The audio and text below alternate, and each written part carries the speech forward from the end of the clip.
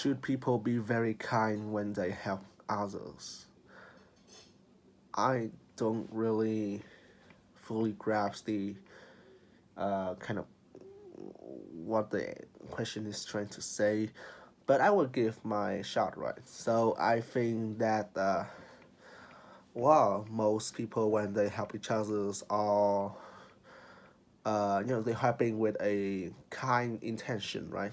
It doesn't really necessary in some circumstances. For example, a celebrity is trying to polish their image, for example, right? While they they don't help others people solely because they want to be kind, but for like profits or so for the self interests. At the end of the day, they still help people like through charities or stuff along the line. So I'll say that uh, I mean you should be kind when you help others, so that not only that the deeds you do are good, but the kind of air, the atmosphere you give them, the kind of the feelings is also good. But sometimes you can do for other intention, but at the end of the day you still help them. So it really depends. But yeah, should children be taught to be kind to others? Absolutely, because I think that a kindness is one should be one of the no, not really, but like it is one of the a human personality trait. In fact, most sentient life form personality trait. Not only that, teaching children to be kind will nurture and cultivate a sense of kindness,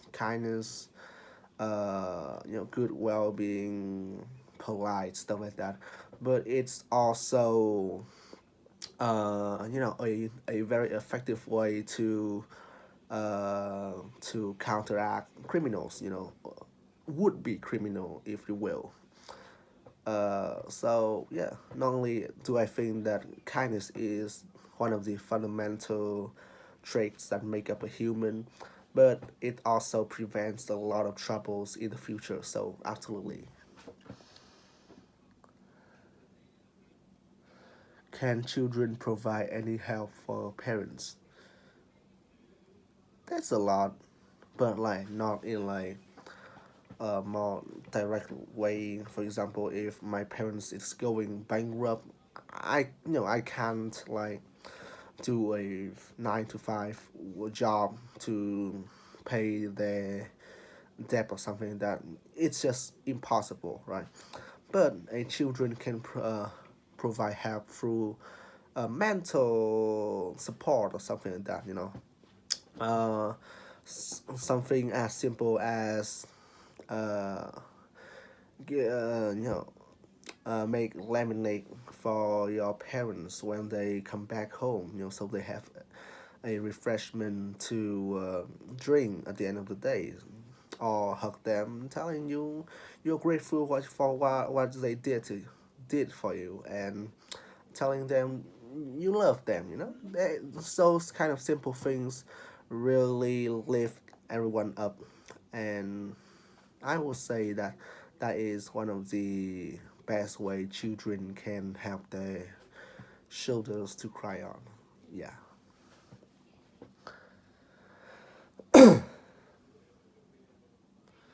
Uh, right.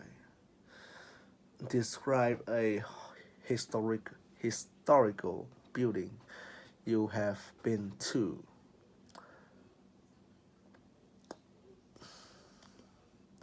To be fair, I rarely visit uh, historical buildings. I just don't find them particularly interesting or something. However, one of the time I visit Ho Chi Minh House, it's probably one of the only time that I actually find this kind of stuff interesting. So Ho Chi Minh House, as the name suggests, is the house of the prime minister, the first prime minister of Vietnam. One of the greatest historical figure in Vietnam history, for that matter, right? And I get a chance to visit his house. He has a paternal and maternal house. So kind of like his. The thing I'm trying to say is that, because in the past, the villages are very close to each other, so usually people will get married with people from the other villages. So both of his house are quite close to each other, and I get to visit his, I believe, maternal house. But I can't visit the other house because it was too crowded, and we are in the middle of the heat wave.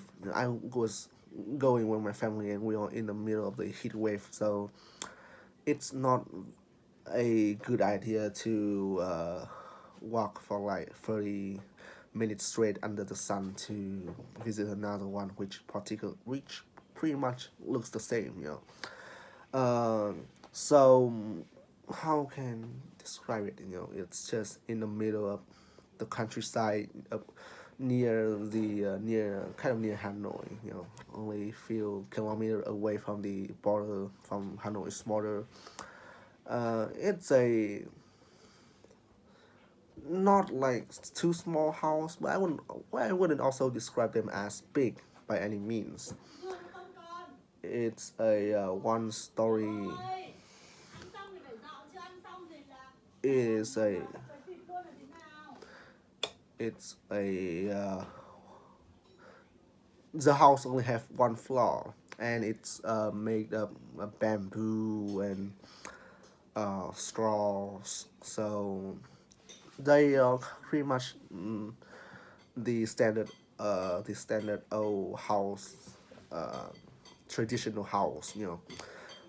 However, I do kind of surprised by the level of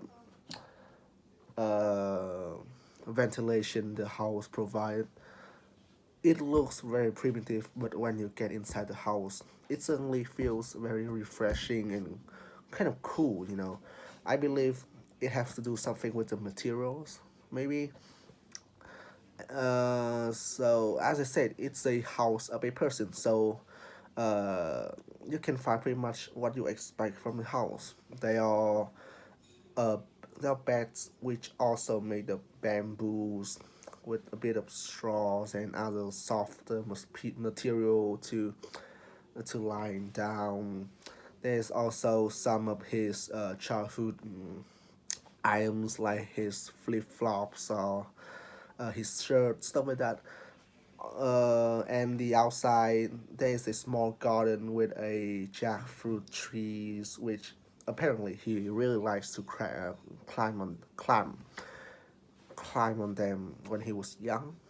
So yeah, I expect a lot more from one of the most important person in Vietnam history. I expect it to be kind of uh, like there's I expect a lot of things in the house, but at the end of the day, I find it just like he intended. You just like any house, any Vietnamese. After all, he is a man born from a normal family. So it looks pretty much the same with anything else. So I really don't have much to say.